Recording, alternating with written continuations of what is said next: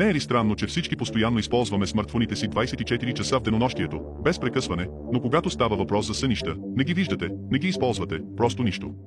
Попитайте приятелите си или семейството си, дали някога са виждали телефона си в съня си, или дори лаптопа си или смарт часовника си. Отговорът, който ще получите, е почти никога. Тук става интересно.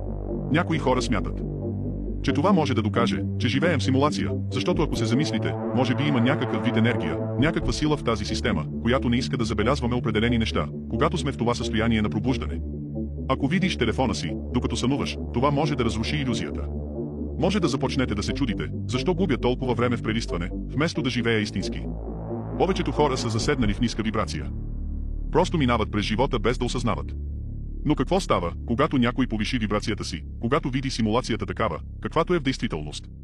Ако достатъчно хора осъзнаят, че телефоните им всъщност са отвличане на вниманието, инструменти, които ги държат в капан, това ще промени всичко. Това би създало по-щастлив и духовно осъзнат свят, но би било огромна загуба за някои хора. Това е само теория, не факт.